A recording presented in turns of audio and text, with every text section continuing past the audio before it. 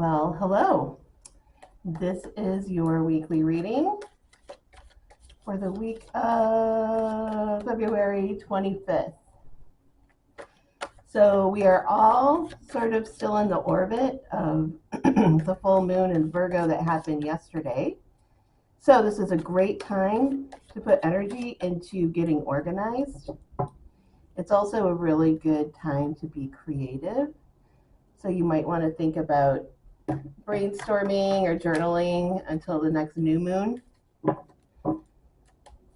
about what role creativity plays in your life. We also have a really sort of dynamic triple conjunction on Wednesday this week between the Sun and Mercury and Saturn in Pisces. So good time to journal to see if you are actually in alignment with yourself on where you're going in life, right? Good time to check in on that. Okay, let's see what the general energy is here for this week. Oh, lovely. A 5. Didn't this happen last week? Okay, so we have to talk about what this means. Generally, this energy is about the role that disappointment has played in your life. So this doesn't mean that you are going to be disappointed this week, but what it does mean is that sometimes we have some things that are not healed up, and that maybe something's going to trigger an older wound or something like that. This is an energy that none of us can escape, and we are now moving into a waning moon, right, where the energy is calming down as we grow towards the new moon in 2 weeks. And this is a good time, like I said, to do healing work or journaling. Let's get some more information about what's going on here. You don't want to leave it at that. Oh, okay, nice. Wow. All right. Lovely. So,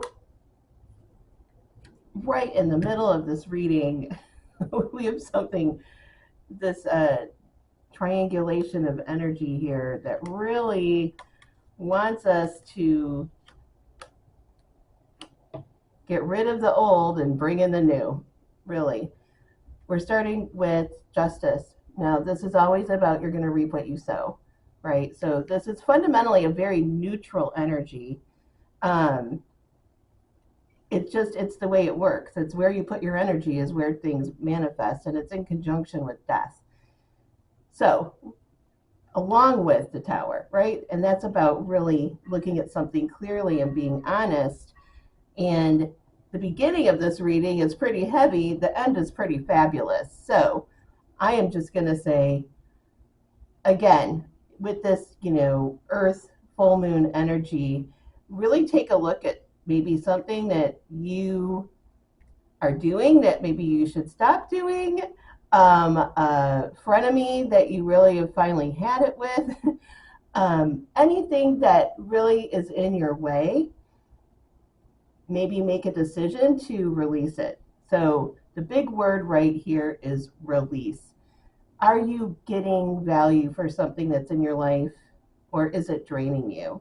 And if it is something that isn't working out, well, maybe it's time to leave it behind. Like this is definitely an energy of release, not really of adding anything in, but of letting something go to make space, right?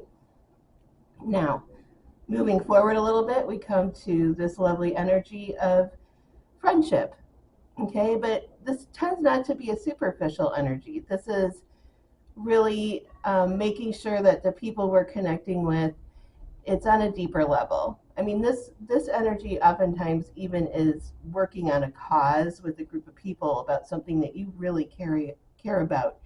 It's not just getting together to party, right? It's like getting together to have deeper meaning. And, when I look at all this together, it just really says to me, hey, we only live this one time. Make sure that the people you're hanging out with are people that are going in the same direction that you're going, right? But but it also bodes well for connection. So be brave. Don't be afraid to be the first one to be like, reach out to someone and talk to them if you feel like they're interesting.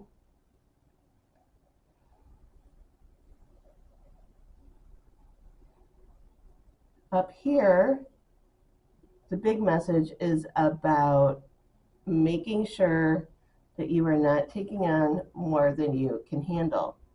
And again, with the death card here, take an inventory. What are some things that maybe you're giving energy to that you don't need to, so you can save it for something else?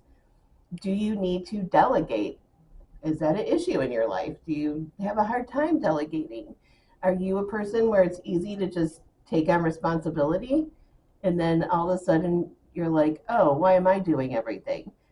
This energy is like, really look at that, and it plays well into this trilogy right here about just making sure that where you're putting your energy, you get some return for it.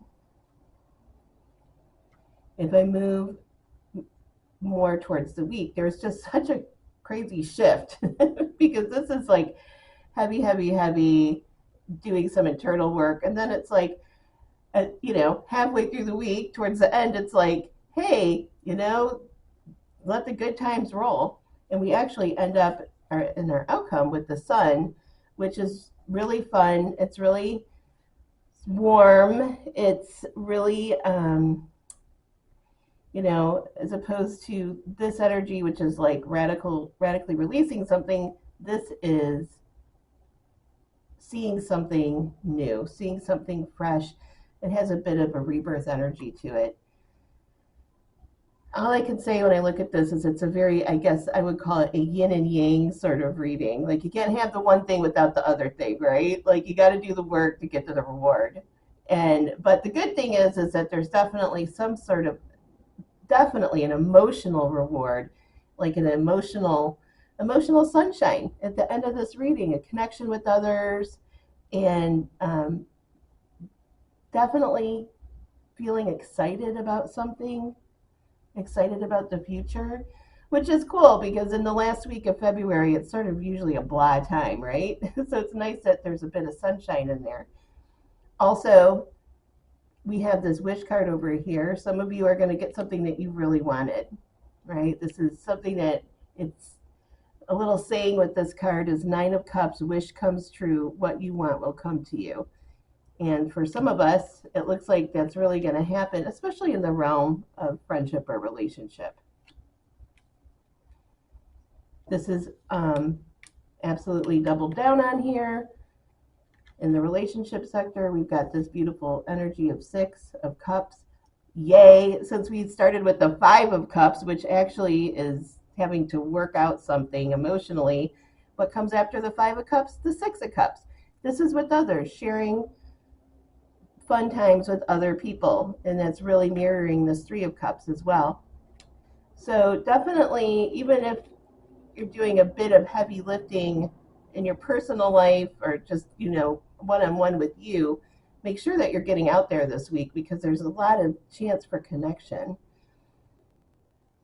So I do want to focus a bit more on this 3 of Cups and talk about that energy and what it means for us in our lives in the world. A lot of things are going on right now that are a bit overwhelming, sort of scary. And one way to help yourself and alleviate some anxiety and help others in the world is to actually go out and do something that you care about, right? Rather than being a consumer, right? Sometimes we just get into ruts where we're going to work and then we're consuming things. We're consuming food, we're consuming entertainment, we're consuming streaming services, we're, more in this consumer energy. This is the opposite. This is being engaged and connected and not consuming, but creating.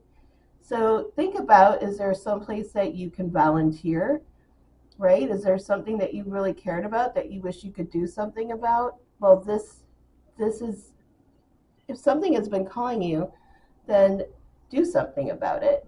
And that really goes well with the sun, right? Just getting clarity, moving forward, and being progressive. Help yourself and help others. And I think that that's one of the key takeaways for this week. I hope that whatever this energy is isn't too crazy for you. And just know that it should lighten up by the end of the week. And I will check in with you next weekend. Okay, bye bye.